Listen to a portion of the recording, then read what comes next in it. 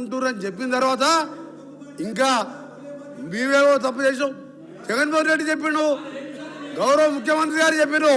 మీకు ఒకటే చెప్తున్నా అధ్యక్ష, మా గౌరవ మంత్రివారు ఉత్తమ్ కుమార్ రెడ్డి చెప్పాను, మీకు ఏమన్నా నల్గొండ కాదు కదా, నల్గొండ రావాలంటే మన 60 రోజుల కింద ఎన్నికలు 60 రోజుల కింద జరిగిన అధ్యక్ష.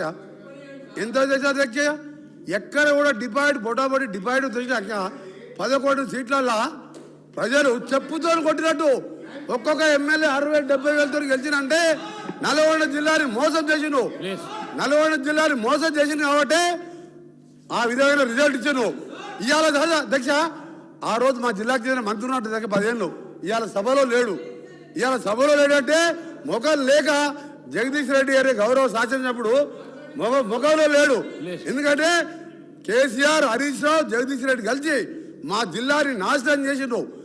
దక్షిణ తెలంగాణ నాశనం చేసి ఇవాళ మంచినీళ్ళు లేక అధ్యక్ష ట్యాంకర్లతోని ఇవాళ మళ్ళా ఫ్లోరైడ్ నీళ్ళు తీసుకొచ్చే అధ్యక్ష మాది 2004లో కాంగ్రెస్ ప్రభుత్వం వచ్చినప్పుడు సాగర్కి వెళ్ళి తీసుకొచ్చి కృష్ణా వాటర్ తాగిన వాళ్ళు ఇవాళ వీళ్ళ పుణ్యమా అని వ్యవసాయం మర్చిపోండి, తాగటానికి నీళ్ళు లేక ఫ్లోరైడ్ నీళ్ళు అధ్యక్ష.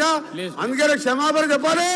ఇదే కేసీఆర్ గారు బయలుదేరే ముందు ముక్కు నేలకు రాసి నల్గొండ జిల్లాలో ఎంటర్ చేయాలని చెప్పి అదే మరొకసారి చెప్తున్నా.